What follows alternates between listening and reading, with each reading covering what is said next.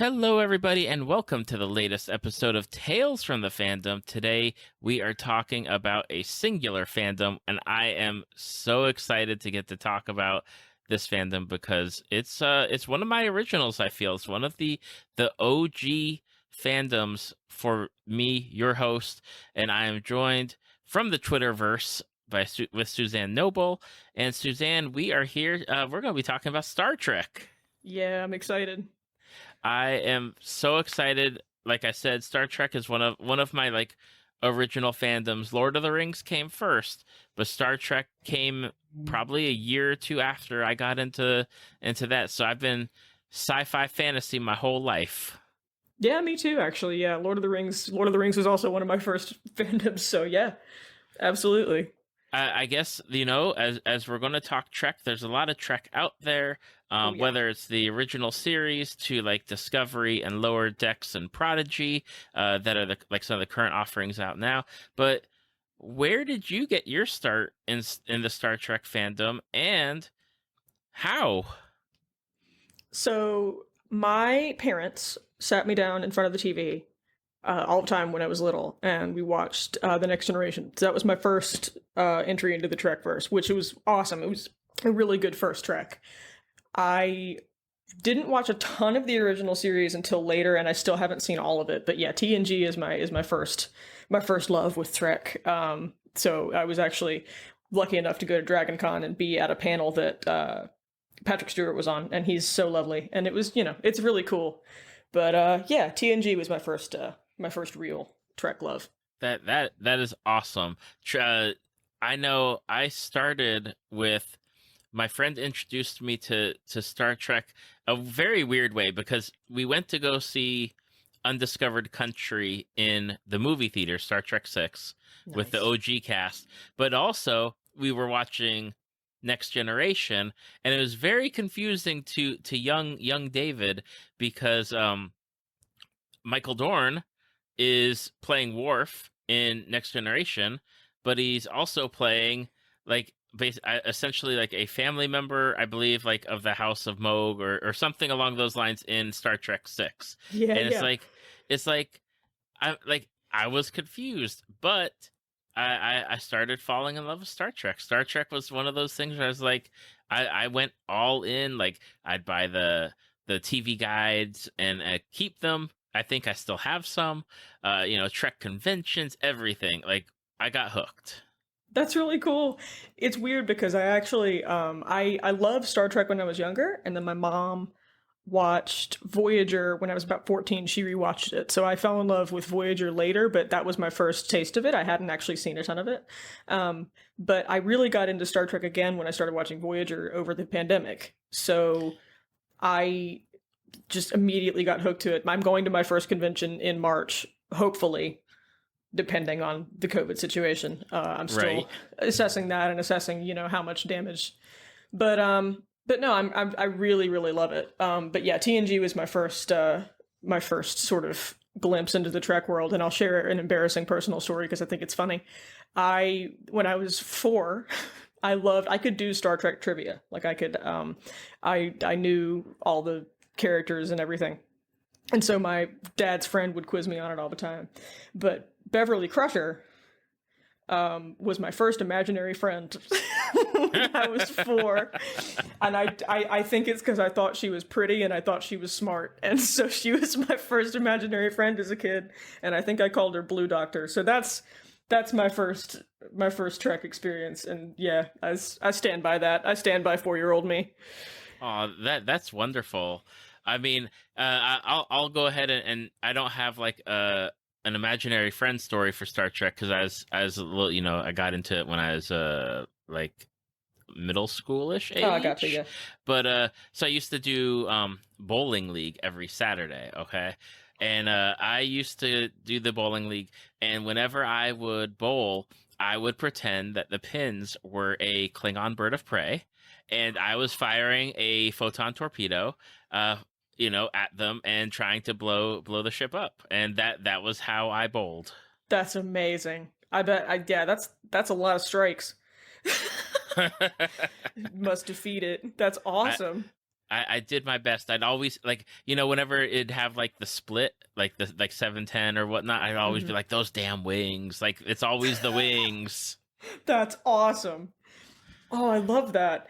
I feel like there's so many little nerd stories like that, especially if we got into something when we were younger, of like stuff that seems so weird, but like everybody has one. Everybody's got a nerd story. Oh, of course. Even if they say they don't, they do. It's somewhere. It's somewhere. Oh yeah, for sure. Now, did from I just want to make sure, did you like fall out of Trek for a while and then just get back into it, or was it just like you had it, but like you really got back into it like during pandemic time? Yeah, so I've always liked it. I just didn't really watch a ton of it when I was older because I think because none of it was new. So Enterprise came out, I think it started in 2001. I haven't finished it yet, but my parents didn't like it. And so they didn't play it because they thought it was just not enough of like old Trek, that they just felt it had kind of not done what it was supposed to, so they didn't put it on very often. So, when I was 6 or 7, I stopped watching Trek entirely. Gotcha. And then, but I always liked it. I always, I would see memes here and there and whatever, but I didn't really know that there was a fan. I knew there were Trek conventions, but I think I fell into that sort of stereotype of like, oh, they're all dude bros and like live with their parents, blah, blah, blah, garbage. Right. And, well, yeah, because everybody always treats, people who are different that way. But once I found the fan, this is so sad. I was actually an SVU fan account for a long time. Okay. So I hated that fan base, made me so sad. So I just, I got back into Trek when I started watching Voyager, because it had a female captain and it was one that I hadn't seen before. And now I'm completely obsessed with it. And it's literally in my Twitter username. Yeah. So I think it was just sort of that I fell into that trap of like, oh, all Trek fans are gross or like creepy or like men that live with their parents or whatever, and you sort of fall into that trap. And then once I started watching Voyager and started talking to other Trek fans and meeting other Trek fans, it was really, really cool. And so I've built not built, but like I've gotten a really cool group of friends. And there are so many creative people too, which is nice as an art student, so I'm able to share my Trek art with other artists and people who like it. And yeah, so the pandemic really, once I had more time to focus on what I liked, gave me that opportunity. As weird as it sounds, gave me the opportunity to kind of figure out how to get back into Trek and get back into something I loved. Oh, absolutely. And before I ask you the next question, that's what happened with me, because I had been out of Trek for a while. Like I didn't watch Enterprise. I never started Discovery, but then it's not even Trek. Like I watched the Orville, and that got me like, I was like, oh wow, like this is like the show I need, like for my age and my attention span is hitting like the right notes. I was like, okay, let me get back into Trek. And then it's like, oh wait, there's this animated show Lower Decks, like let me check that out. And then that was like, oh my gosh, like they're really going for it. I'm digging this. And it's just like, I might not have watched Discovery or Picard yet, but I'm back in the Trek saddle, and that made me like entirely happy. Awesome. Yeah, Lower Decks is gearing up to be one of my favorite Treks, because it's written by people who already love Trek for other people who love Trek, and I think that's really special, honestly. Absolutely. Now, I know you said you started watching Voyager, or watching it during the pandemic. Was it primarily because there was with Captain Janeway, as the female captain? Like, was that the particular draw for you? So I actually I take that back. I started watching Voyager again after I watched, or kind of in the middle of watching Picard, because when Picard came out in January of 2020, I believe, when Picard came out,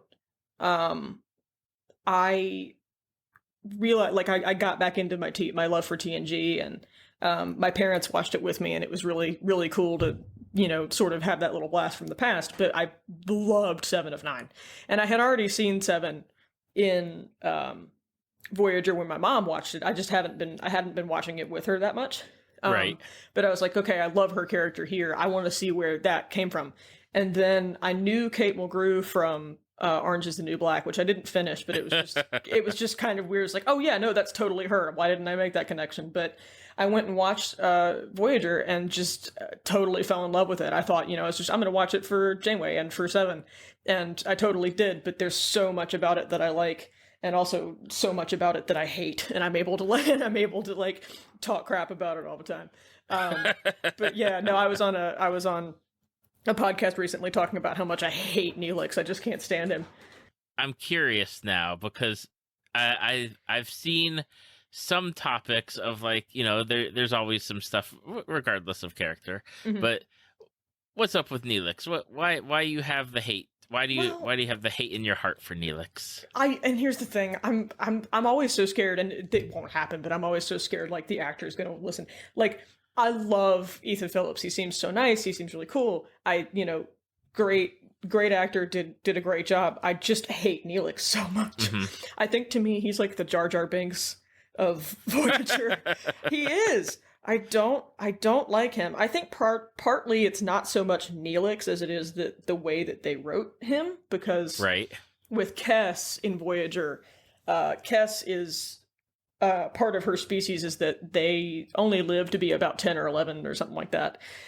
But they're adults when they're like 4, I guess, and she's like 3 or something. I think she's like 2 at the start of the show. At the start of the show, which means that she and Neelix have been together for like a while, and it's just gross. And I think it's supposed to be. I think it speaks to like the whole like younger love interest thing in Hollywood at the time. But it's a bit beyond the pale. And then once she leaves, Neelix gets a little better, but he's really manipulative to her.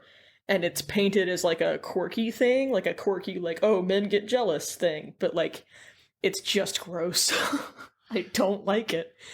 Yeah, he's grating, and he's like quirky in a way that's just sort of arrogant and not really, I don't know. There's a lot of stuff that he does that I'm like, hate. But no, he's good with kids, I guess. He gets better as the seasons go on, and I think that Kes not being in the show, and not so much because I didn't like Kes, but because I think that once she leaves, it lets his character grow in a way that's not like gross. Right. So there's that. I think one of the things, like, because I was just thinking about it when you were talking about Neelix, I was thinking, like, the way that he's essentially gets shunted into like that kitchen role, right? Mm-hmm. I'm like, it'd be great if maybe he wasn't in so many episodes, but again, they're stuck on the same ship. They can't really like hide him. They can't like leave him be or disappear for a while. Like, he's there. He can't be ignored. So it's like, yeah, I can totally see that. And growing up and watching Voyager, because I remember when it came out and debuted and everything, like, I was like, I like Kes. Kes is cool. And I was like, oh man, Kes is off the show. That's not cool. Yeah. But then I started gravitating towards some of the other characters. So it's like, okay, I like the show. Voyager is one of the ones where I have not watched it as many times or as familiar with it as like Next Generation and Deep Space Nine. Yeah. And I'm like the opposite of every Trekkie alive, in that I'm more familiar with Voyager than I am with DS9 and TNG, just because I've watched it all the way through as an adult. But yeah, I think Kes leaving was an interesting choice, but I'm not necessarily glad that Kes left, but I am really glad that we got 7 of 9 out of it, because I think that 7 of 9, like, I think Jerry Ryan just, killed it. I adore her as 7 of 9. I don't, that's one of those characters I don't think anybody else could have done it the same way, and could have done it with the same gravitas, I suppose, and with the same spirit that she gave to the role. So I'm really glad that we got 7 of 9 out of that, especially considering that through Picard she became a canonically queer character, which is just dope. I really like that. So yeah, it's Kes leaving was interesting, but I'm glad that we got 7 of 9 out of that. Now, what's the draw for you overall? Like, if you're reflecting back on Voyager, what is it that draws you to that show? and makes you keep coming back to it? You know, I think it's the family. I think it's the found family, which can be found in most Trek, I think. But with Voyager, there's more of a stake, I think, than in a lot of other Treks. There's more sort of mortal peril, just in general, of like, we are in uncharted space meeting like aliens that we've never met before, and we have to get home somehow. And of course, it all falls on Janeway because she's the one who chooses to blow up the array in the first episode and basically keep them in the Delta Quadrant so as not to risk other lives. But that's a good question. Probably because I'm gay and I like strong women in shows. Like, I love watching Seven of Nine. Mostly Seven of Nine, I think, as well, because she reminds me so much of me in a way, in that, like, social situations are very difficult for her at first, and she was brought out of the collective at such a late stage in her life and didn't really remember being human, and so she had to figure it out all over again. And I was very recently diagnosed, well, not super recently diagnosed, but when I was 18, I was diagnosed with ADHD. And then I haven't been diagnosed as of yet, but I'm like almost 100% positive that I'm autistic as well. And so I'm kind of having to relearn how to be a person as well, because I didn't really know that I was having issues in school, and I didn't know why, you know. So I relate to Seven a lot because of that. I also really love Janeway because she's no nonsense. She's a strong woman without being, I feel like so many like strong female characters, like there can be kind of like quirky storylines, or like they have to be strong all the time, or they have to, you know, a strong female character can't be vulnerable. She can't be pretty. She can't be, you know, she can't have relationships, whatever. Or else they, you know, put a strong woman into a relationship with a man because, you know, that's what attracts him to her, whatever, you know what I'm saying? So Right. I think with Janeway, there is a vulnerability to her and a realness to her character that makes it like it's okay to be vulnerable. It's okay to be unsure and and rely on other people and to help you and make decisions with the whole crew and things like that. And she's also very no BS when it comes to her approach with the ship, and that's what I love. That's what I love about her. I also think that Kate Mulgrew, who is one of my like favorite people, she's seems so amazing, and she's incredibly talented and a wonderful writer, and she put so much of her energy into that character, and it shows. It really, really shows.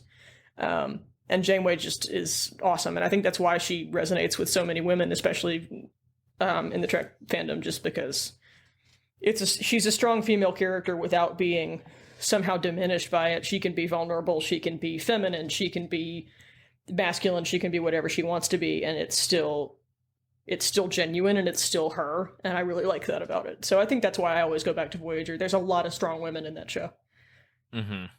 Absolutely, and that's one of the things that I think was such, and I remember it like way back when Voyager debuted. There was a lot of like, I'm not watching because there's a female captain, or I don't like how she, like, her approach. And I remember because I had to go to somebody's house that had a satellite dish to even watch the first episode, because it was on UPN that our cable company didn't carry, and so somebody had to watch it on satellite, and they were like, no, we hate it, it's terrible, it's the worst. And I'm sitting there thinking like, we didn't watch the same Star Trek, I don't know what's going on. And eventually I was able to like start watching it bits and pieces. I think it took until like Netflix had it where I could actually watch the entire series, because there is on such like random hours back when it was airing, at 2:00 in the morning or 4:00 in the morning, or sometimes it'd be on at like 9:00 at night. It's like, how can you expect me to watch this? Yeah, and I don't know all of the stuff with broadcasting and everything. I'm not in film, but from what I've heard, it was just a weird. the way that they were airing it and the way in which they aired it, like the times and everything was really strange. And I don't know why it wasn't easier to make it more available, but I still think it's amazing that even though it was so hard to make it, consistent all of the time, I think it's so amazing that so many people still love it. But yeah, there was a lot of, and I'm 22 years old. I wasn't alive when Voyager premiered. Back in my day, my parents were not married, but like my parents didn't even know each other. So there's some perspective. Yep. But I think, and I still have conversations like this today because there are plenty of Trekkies who are the stereotype, who are just mean. They're men who don't. And people might get mad at me for this. There are some Star Trek fans that are men who just don't like women and are very vocal about it. And they don't always say it out loud, but sometimes if you continue arguing with them, they'll say something and you're like, whoop, there it is. Especially with the Janeway Tuvix situation, which I'm loath to bring this up. I'm loath to bring this up, but I would be remiss if I didn't talk about it, because I've gotten into quite a few Twitter battles over it. I think that people don't like that because people keep going on and on and on and on about it. Because first of all, it's a television show. It's not real. That didn't happen. It's not murder. It's not a war crime. It's okay. 2, she's a woman, and they don't like that. Because I guarantee you that they're not going to have the same qualms about Sisko or Picard that they would with Janeway over that. And I think that shows pretty frequently. So that bothers me. I get it if it's like a joke, if people are like, oh, she shouldn't have killed Tuvix. Like, well, it's fine. I don't care. It's a television show. I don't care. But sometimes it gets into this whole argument about like, I won't watch it because she's a war criminal, blah, blah, blah. I'm like, no, you just don't like women, but all right. And sometimes it's not that case. Sometimes that's not the case, but sometimes it's pretty obvious that it's just like they don't like Janeway because she's not, Captain Picard, or she's not Sisko, or she's not, what they expect out of a captain, I guess. Right. And, I think, and I could be wrong, but I think Sisko also got a lot of really racist hate just for existing as a black captain. And that's, I think that's similar with Janeway and Sisko, is that there's a lot of people that don't like Janeway or don't like Sisko for this and that reason. And if you talk to them long enough, you'll know why. It's pretty obvious. But yeah, the Tuvix thing bothers me, but it's mostly just because every time it's brought up, it's usually like, okay, I'm dealing with a man who doesn't understand, who doesn't like women. Cool, awesome, block. Yep. So sometimes it can get a little too serious. Exactly, and I think at times people need to learn to step back and be like, you know what, like you said, it's not real. We're not flying around in starships. Yeah. We don't have holodecks as much as I would love them. There is no Enterprise. There is no Tuvix. There, know. But at the same time, I really love people who go. There's a fine line between like really enjoying going into canon and going into canon because you want to prove people wrong. Because the people who like go really deep into the lore and are like, okay, I know everything about the Borg. I know everything about this. Kind of like, I know everything about Janeway. I love her. Favorite character in just about anything I've ever seen. I love people like that because they're fun to talk to. Like if you talk to people who are really, really into one aspect of a thing, it's so much fun to listen to them talk about it. Like there are a few people that know everything about like the ship specs. They'll get all the books and read about cetacean ops and everything, and that's really cool. I think the problem comes in. I love cetacean ops. I have the shirt. I have the lower deck shirt. I did not know that existed until lower decks, and I was like, are you kidding me? Like, yeah. Are you joking with me right now?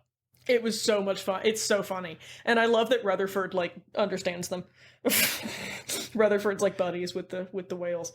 But I think that it's really interesting because like cetacean ops really wasn't a thing that was super, super mentioned like almost ever in any Trek series. Now I could be wrong because I'm not, some people have watched every single series and know every single bit of trivia and I'm like, I can't, but I think cetacean ops is really funny because somebody just saw it in a book about the ship and was like, oh, okay, I guess they navigate with dolphins. Sweet.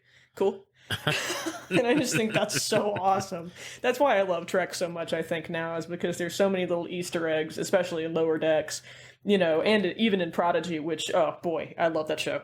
But there's so many little Easter eggs in it that, go back to original Trek, and because so many people have so much lore in their head that they get to just sort of vomit out when they're writing, and I think it's wonderful. I think it's awesome.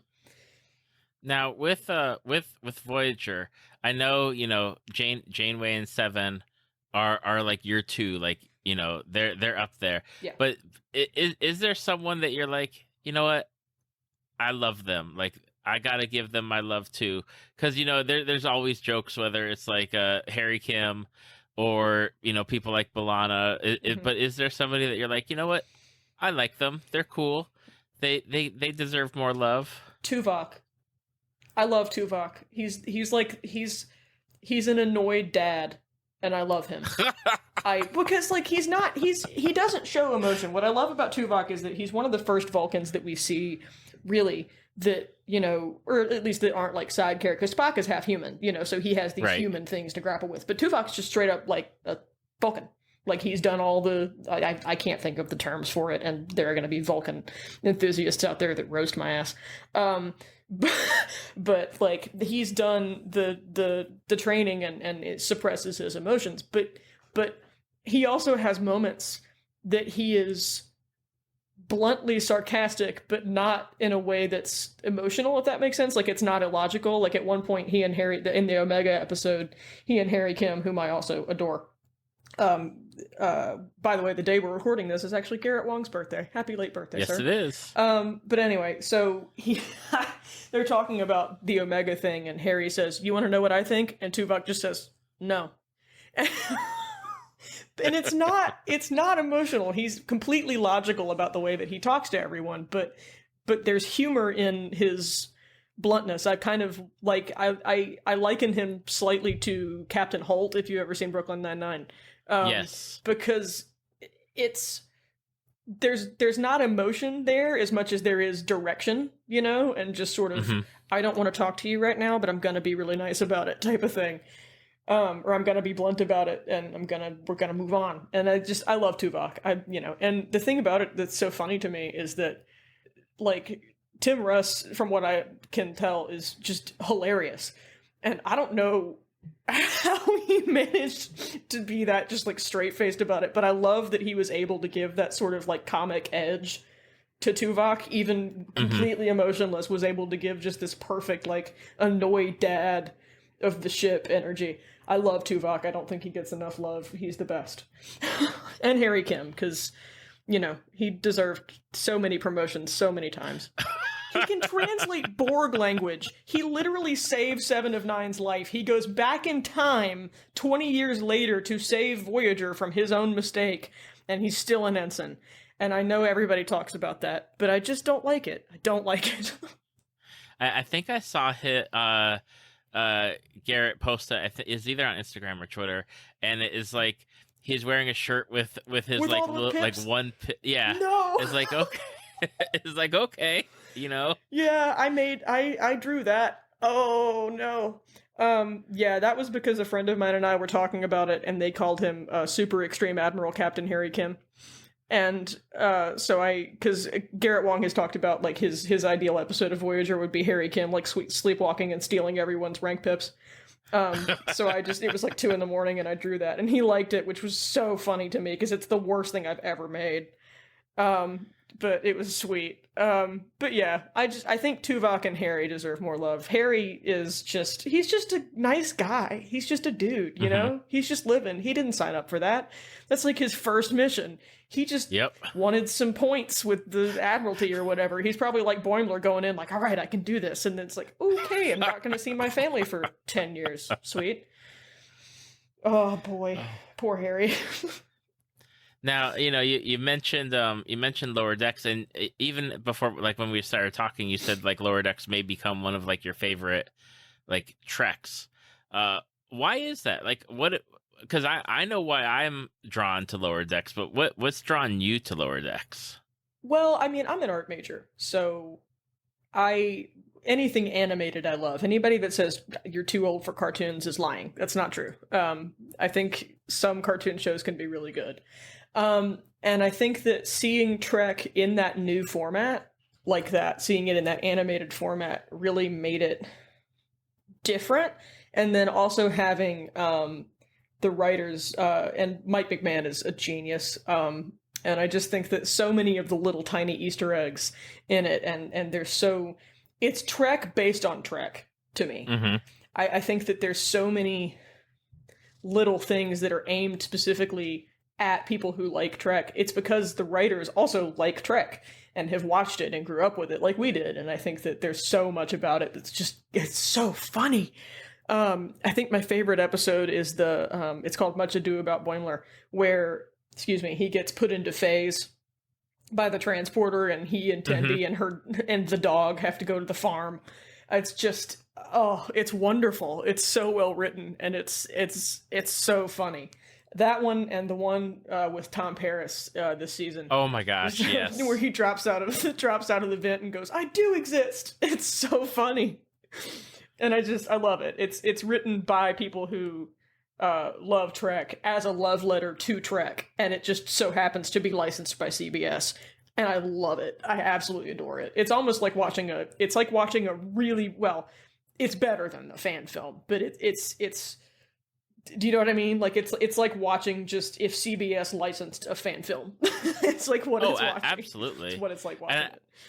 And I love that whenever they have, the writers come in, it's like you have to watch like the Lower Decks episode of Next Generation to kind of like get this is what we're going for, but like even more so than that. And, I love the characters. I love everything that they're doing with it. I love that they're going with, like the security, the new security officer in the second season is I can't remember the alien species, but it's like, that's something that I couldn't imagine them doing in a live action TV series, but it just works and it's just so funny. It's really hilarious. And I like that you can make Trek and make it funny and still make it serious and have those serious elements to it. But no, I love that you can take something that, it's serious, it's Trek, it's, there are moral lessons to be learned and things to write about, but there are ways that you can take a perilous situation and make it absolutely hilarious.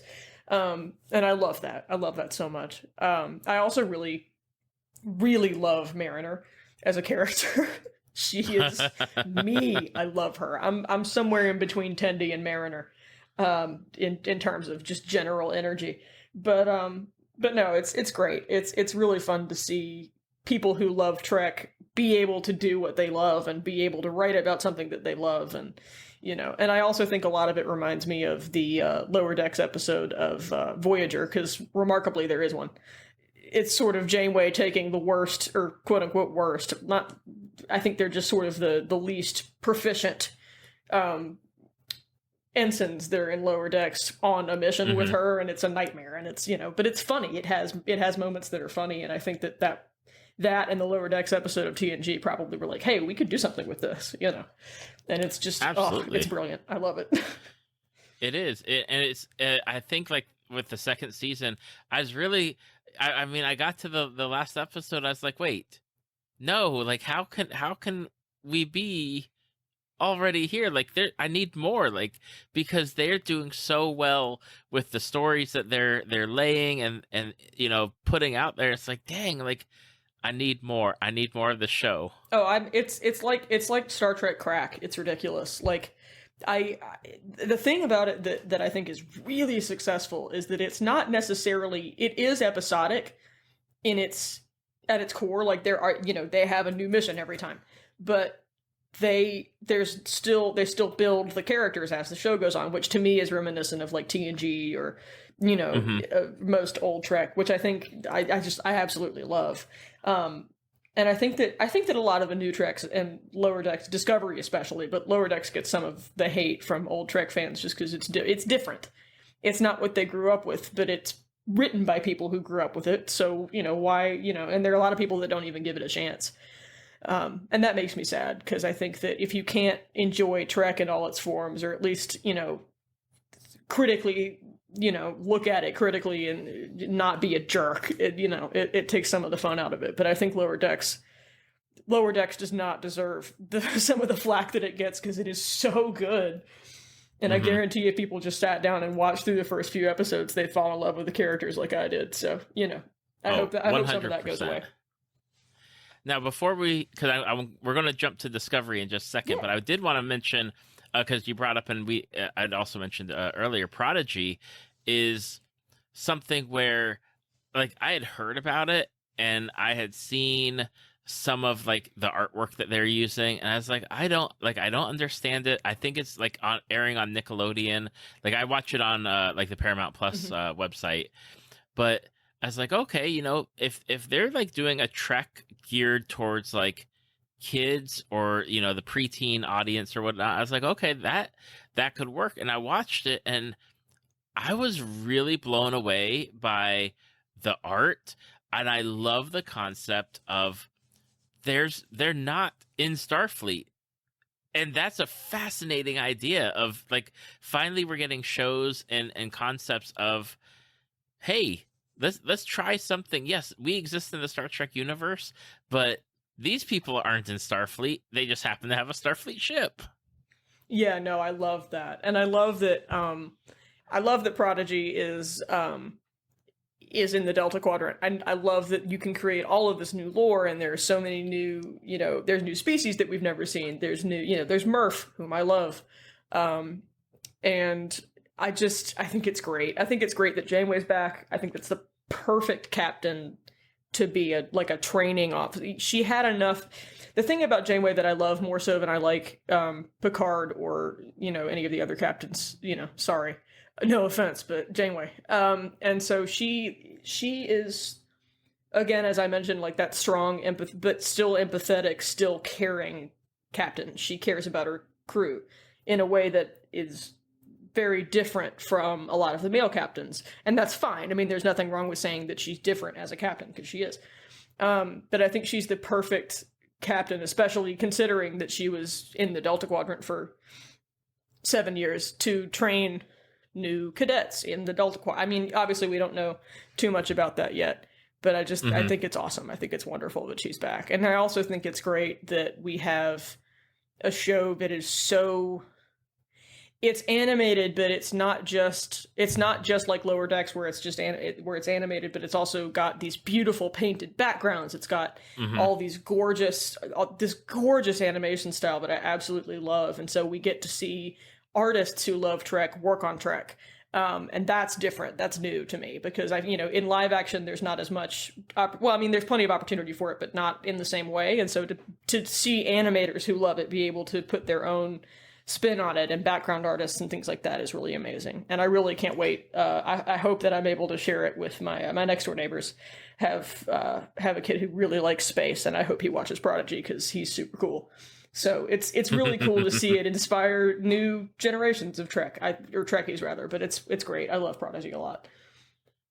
I think one of the things that I love about Prodigy, especially with like the art, is like their color usage is something where the colors just seem to pop, and it's so wonderful. Just to, like, as I'm watching the episode, I'm like, look at that, look at this, look at that, and it's just like I'm really getting into the characters and learning about each of them.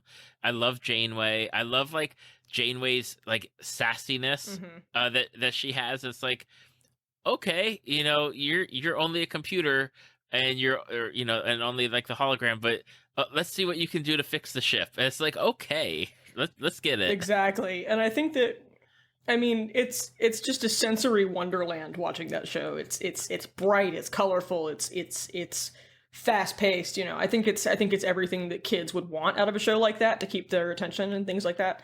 But I also think that it's amazing. I'm so glad that Kate Mulgrew decided to do it, because Janeway, we get to see sort of sassy Janeway, and she gets to be firm and but caring and really I mean, yeah, I really like her sass. I think that it's nice that we kind of get the old Janeway as well. Like, she's not just like a, please state the emergency or whatever. She's not just right. She's not like season 1 EMH. She's more. There's more evolution there, and there's more of her personality in it. And I think that's really cool. So yeah, it's beautiful.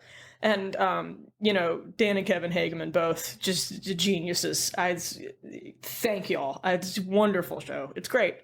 And and I think that it's great also that the Twitter interact with fans a lot, and interact with people with kids who share art that their kids have made of the show, and they'll retweet that and talk about it, and I just think it's really cool. I love it. And I think it's another one of those shows that's written by Trekkies for a new generation of Trekkies, and I adore it. Yeah, Prodigy's great. I recommend it. And it also doesn't talk down to you.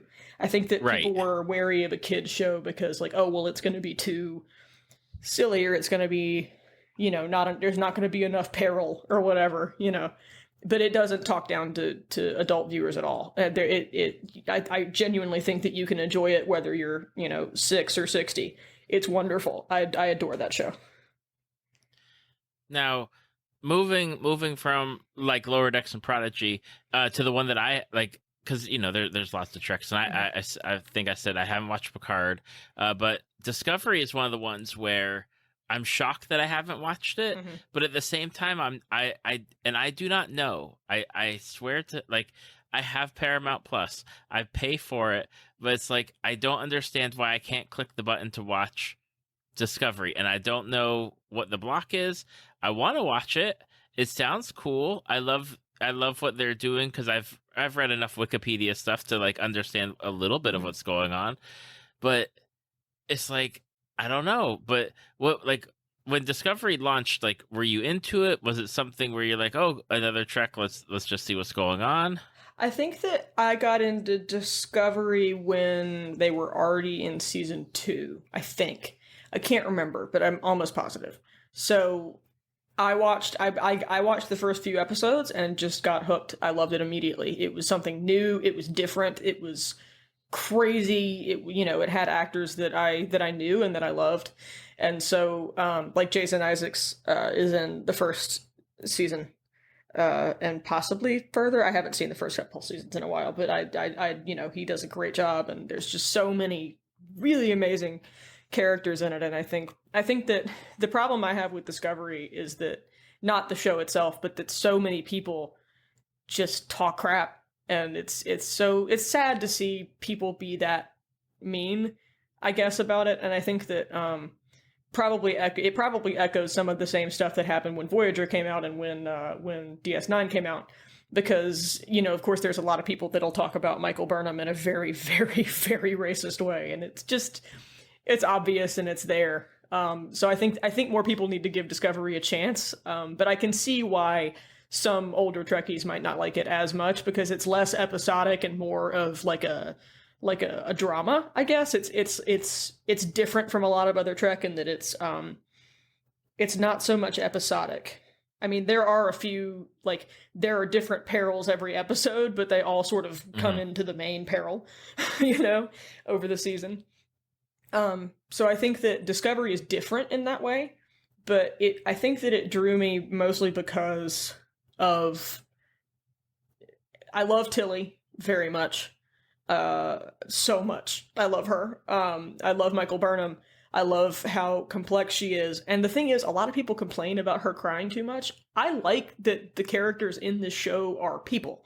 I like that the characters in Discovery cry and grieve, and sometimes they need help, and sometimes they need a friend. I like that about it, because I think that what can be unrealistic in some other Treks is that they're just in a terribly dangerous situation, a horrible situation, and they just sort of stare into the nothingness, instead of like crying like people, So I that's what I like about. I like Discovery because it's different. I like Discovery because it's new, and I like Discovery because it's so diverse. And there is a canon, there is a trans man in the cast. There is a canon non-binary character who is played by a non-binary person. And that's so cool to me. It's so cool to me that there are people like me on that show. And they get a lot of hate, and it's upsetting. But I hope that the love outweighs it, because it's amazing. It's amazing to see so much LGBT representation on that show. I love Culber and Stamets and the space family. So Discovery's great. I adore it. It's one of those things where whenever I see people talking about it, or like interactions between like people on Twitter and like the cast or the crew, it's like it really, like, it's such a positive thing, and I love seeing that, and I love seeing people talk about it. And like when you're watching it, when like what's the thing that like stands out the most? Because I know you said that it's different. Is it like the story, or just, you know, the seeing the characters and the representation? I think the thing I like about Discovery so much is that it's the same crew, but the story changes a lot every season. Each season has a new thing, a new problem to solve, a new question to answer. You know, the first season is just Michael Burnham figuring out how to be in Starfleet again, you know, and there's so much there, and then it moves to the whole mirror universe thing, and then, you know, they jump 900 years in the future. It's insane. And so I think that the thing I love most about Discovery, and probably because it's the different thing that I love the most, is that it's a linear story, and it's not necessarily episodic, and it doesn't repeat itself. I think that some treks can fall into that category of like, oh look, there's a planet with a really big deposit of dilithium for some reason. Psych, it's more apparel. And I think that there's like, you know, 3 or 4 episodes of that in you know, 7 seasons. It's like, all right, we've done this before. Not to say that the writing is bad or anything, but just to say that, like, that sometimes, you know, there's a lot of sort of stereotypical things that will happen in every Trek episode, in every Trek series. I mean, so with Discovery, I like that it's a linear story, and it has drama, and it has peril, and it has all the things that Trek should have, but it also doesn't get stuck. It moves along. It doesn't get stuck in a stereotype, and because it's not episodic, you don't always have to be like, okay, here's this new thing, here's this new thing, here's this new thing. So I think that's the thing that I like the most about it, and probably why some people don't like it. A lot of people don't like that it's turned into sort of a television drama. A lot of people call it a soap. I heavily disagree. It's not a soap. People who call it a soap have not seen soaps. I'll say that right now. Yeah, I think probably that's why so many people don't like it. I think a lot of people don't like it because they don't like seeing a black woman in the captain's chair. Probably, which upsets me a lot, and I talk about that a lot. I get into fights with people on Twitter over that sometimes. It's rare, but very occasionally I have to go, yeah, no, you're just a jerk. But no, I think a lot of people dislike it just because because it is different, and because it is, you know, it's not episodic, it doesn't have a new thing every time, but it still maintains a really, really interesting storyline and really, really cool plot lines, and then they jump 900 years in the future, so they don't have to worry about anything. They don't have to worry, you know, at that point it's a totally new landscape, and they can do whatever they want, and I think that's awesome. So once you get there, the story gets awesome. That's what I was, because I was reading over Discovery, because again, I'm trying to get myself to, you know, to dive into it, right? And I was reading, I was like, okay, so, you know, they're like pre-original series for a while, first season or whatnot, and it's like, oh, like, and the person that was reviewing it or writing it was like, you know, they were about to like start bumping into things where it's like, are you gonna how are you gonna get around like these canon things? And they're like, oh, they sent them like super far into the future, Figured it out. and I read that, I was like, oh snap, like that sounds awesome. I just need to start watching the show to get there. Yeah, no, and it's of course there's been issues with like the whole there was that whole issue where Paramount Plus, it wasn't available internationally, and then it was, and then it wasn't again. And, so that happened. But no, I hope that you're able to watch it soon, because it's really wonderful. The thing about it is a lot of people called that lazy, which, first of all, a lot of people calling it that. You don't write for television. Sit down. Stop talking about that. But I think that even if it is, it's cool. I think it's amazing that they were like, all right, her mom is this. Yeah, this, you got to tag this episode for spoilers, because there are going to be spoilers in this episode. Just like, all right, Michael's mom is 900 years in the future. We're going to make a whole season about it, and that is how we're going to fix all of that. And it's awesome. It's so cool. And then they're able to explore, like, what would the Federation look like in 900 years? Like, what might have happened? What might not have happened? How many species would be in the Federation? Did any of them drop out? Do we have new species? Do we have, like the... It's so cool. And so I think it's really awesome. Discovery is probably below Voyager and Lower Decks. I think Discovery is definitely in my top 3. Okay. It's just because it's so different, I think. And because it is a drama, and it does have a lot of, not necessarily melodrama, but it does have a lot of drama in it. It has a lot of, emotional things that happen to Michael that she has to work through. It has, the whole time jump thing, and finding new people and finding new ways to deal with life. And it's very human, and it's very down to earth. So yeah, it's a lot of people get upset over the whole 900-year jump thing. I think it's cool. I think it's neat. I don't find an issue with it. It's really well written, and I love it. So, I gotcha. Yep. I gotcha. Now, before we talk about something else, one of the things we talked about before we started recording was that you have a Borg thing. Like, you're into the Borg.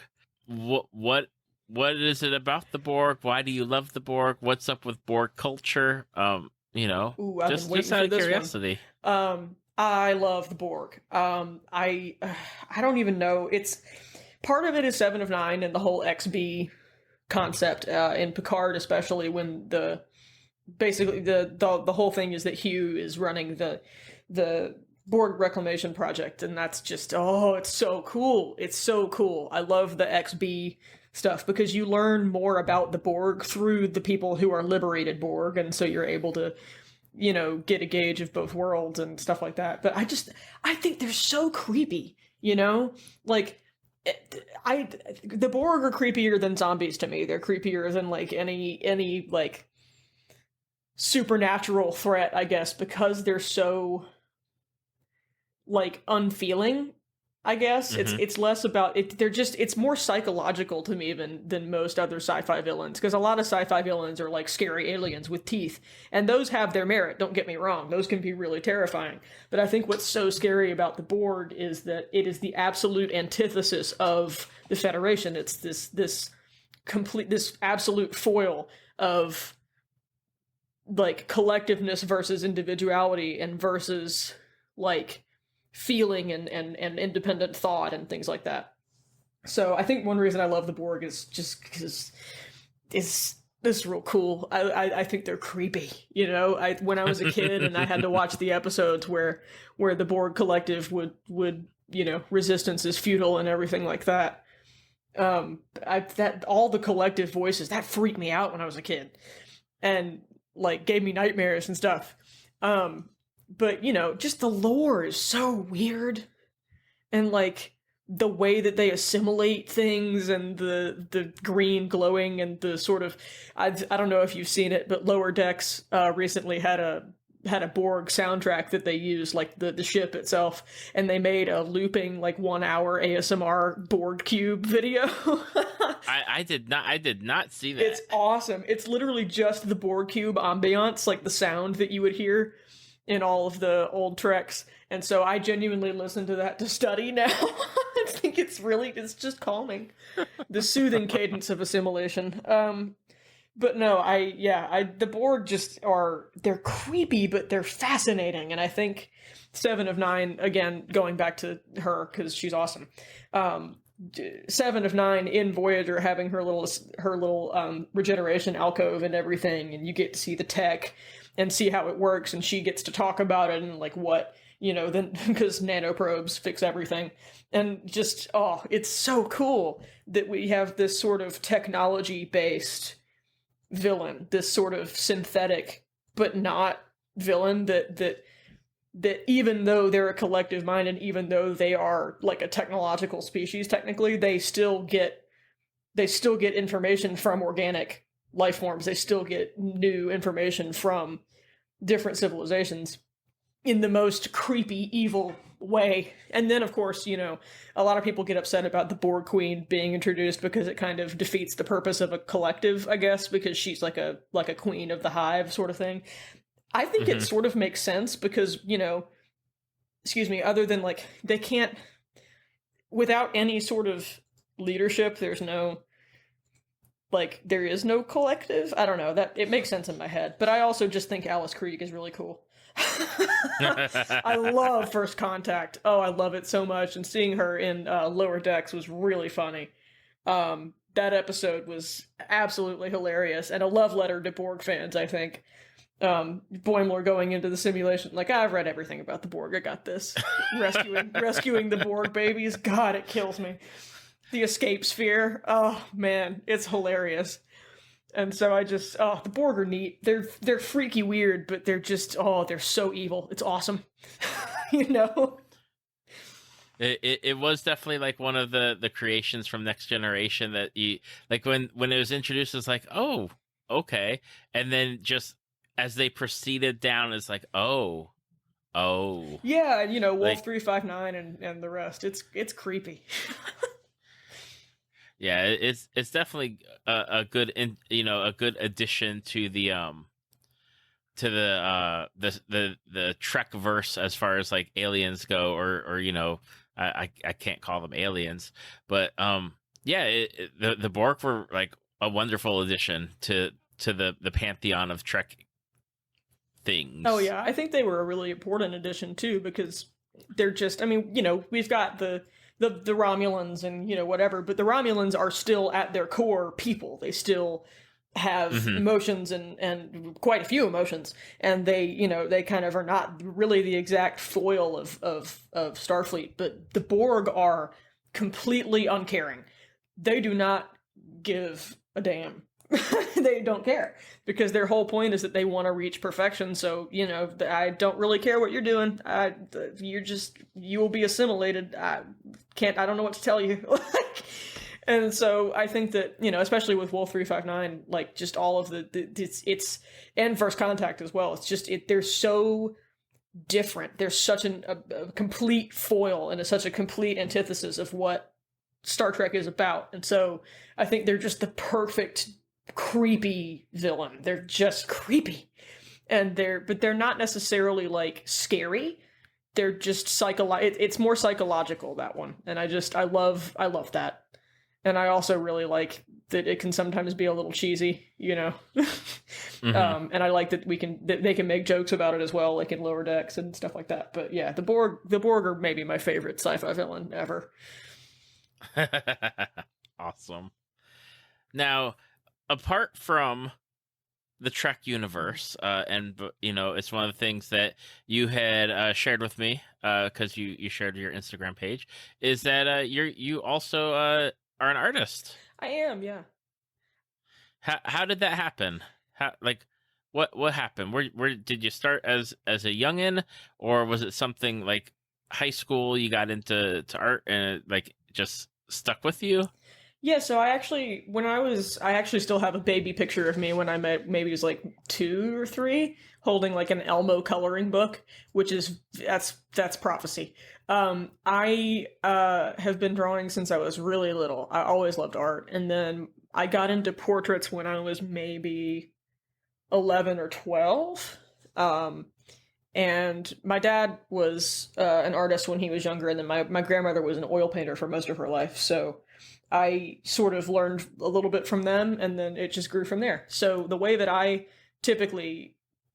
what I typically do with my art is to show appreciation for the things that I like. So things like Trek, things like SVU when I still liked it. And so yeah, art has become sort of a way for me to express my love for things, which is really cool. But I did just get into the BFA program, the Bachelor of Fine Arts program at my school, so I'm also doing a lot more personal work, and that's been quite the journey, because I really didn't make a ton of work that was not fandom based until now. I didn't make anything that was super conceptual, so yeah, I've been doing it for a long time. Well, I just want to say, because I'm on your Instagram page right now. I really love like your landscapes that you did. I never know how to pronounce the name. Gouache. I don't either, but yeah. Oh wait. But yeah, gouache. Yeah, the paint. Yeah, like I love your like your Star Wars and your scenes that you did of like the different landscapes. It's like, dang, I like it. I like it a lot. Thank you very much. Those were really fun.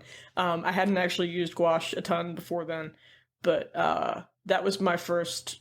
Because I really like oil paint and I really like watercolor, and so I think that gouache is sort of a really good mix of watercolor and like acrylic.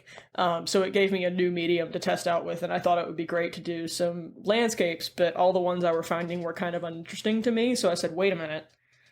There are tons of landscapes in Trek. There are tons of landscapes in Star Wars that are super recognizable, that I could probably share with people. So that's where that came from. But I'm glad you like those. Those are some of my favorites on my page, probably.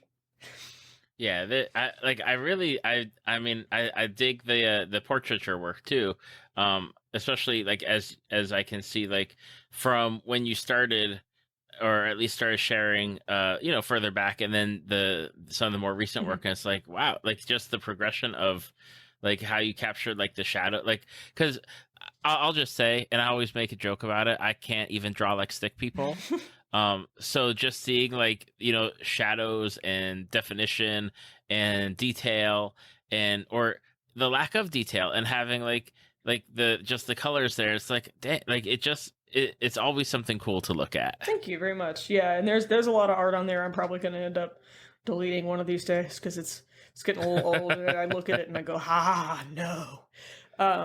But yeah, I really enjoy exploring styles and trying, sometimes I do realism, sometimes I try and go back to the more cartoony stuff, sometimes I try and go back to like landscape or watercolor, different media. So yeah, it's my Instagram is not very cohesive, because I experiment so much with different things. But yeah, as far I know, you're in the BFA program. What's your art plans, like, as far as like your future, or even the next year? That's a great question. Great question. I don't know. So my goal was, and sort of still is, to possibly go into an art history profession.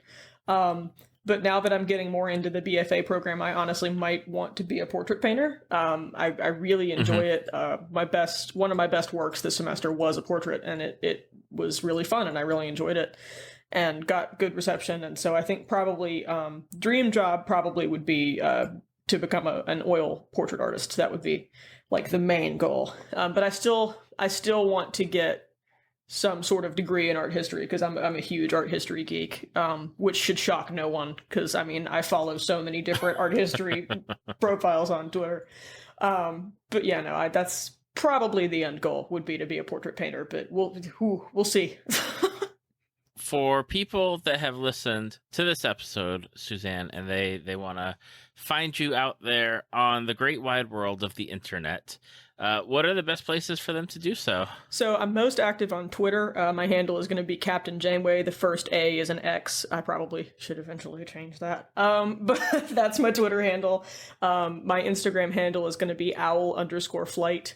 And that's where I post most of my art. I need to get more active on there, but if you want to see me post about Trek and possibly post some Trek art, hopefully soon. I just got out of school, so that's going to happen pretty quickly. Follow me on Twitter, probably, because that's where I'm most active. And before we wrap up, you had wanted to talk about Fans Give Back. Yeah, I wanted to talk about that a little bit because I actually was the recipient of one of those packages once, and it was really, really cool. So Heather Ray, Batleth Babe on Twitter, runs the Fans Give Back initiative, and it's mostly Trek items, some other fandom stuff, and it's packages that are sent to Trekkies and other fans who need a little bit of brightness in their life and want a little bit of merch, maybe a t-shirt or a book or a DVD. I got a TNG lunchbox in mine, and I cherish it. And I think it's really amazing, so definitely go check that out. If you have any stuff that you don't want or anymore, or don't need, and you need to, and you sort of want to give it away or give it to somebody else who needs it, definitely go check out Fans Give Back, and go follow them even if you don't. It's really amazing to see all the stuff that they're able to give, and I think it's just really cool. And Heather's an amazing human. Absolutely. I know I've been following Heather for a while now, and it's always amazing to see what like the energy that Heather puts out in the Trek Twitter, because I find, we joked before we started recording that the Twitter is like pretty much a dumpster fire, generally speaking. But the people that I've met through Heather on Twitter, and just seeing the interactions through Heather's posts, is always like, okay, like there's some good in the world, in the Trek world. Oh yeah, for sure. And I think that there are quite a few bright spots in the Trek community, but Heather shines really bright for sure, because she's just so cool. They're so amazing, and they really put all of themselves into what they do, and they're so cool to me. I really, really like all that they do. And I also have met so many people through the Trekkie follow thing that they do. I can't remember the exact name of it, but I meet a lot of people through that, and get some followers, and more people that want to listen to me talk about stuff, and it's really cool. So yeah, definitely check out Heather Batleth Babe on Twitter, and definitely check out Fans Give Back, because it's super cool. And definitely give you go to Twitter. Yeah, go to Twitter. Go follow me. I talk about Trek. Follow Suzanne. I talk about Trek all the time. I can't shut up about it. If you like Trek, and you like Voyager specifically, give me a follow. Because I never shut up about it. Well, I want to take a moment to say thank you, Suzanne, for coming and talking Trek with me, because it has been a long time since I've been able to just bounce around the Star Trek universe with somebody, and I really enjoyed getting to hear you talk about like your experiences with Trek and the different shows and characters and like everything in between. Yeah, thank you for talking to me about Trek. I love talking about it. I love talking with new people about it, and it's really cool when I get the opportunity to talk about it in a podcast situation as well, because I get to meet new people and share the same interests. So thank you for having me on. It was really cool. Thank you for listening to Tales from the Fandom. Subscribe to us on iTunes or your podcast app of choice. Follow us on Facebook at www.facebook.com/Tales from the Fandom to see photos, links, leave feedback, and check out upcoming guests. If you'd like to be a guest, email David at talesfromthefandom@gmail.com.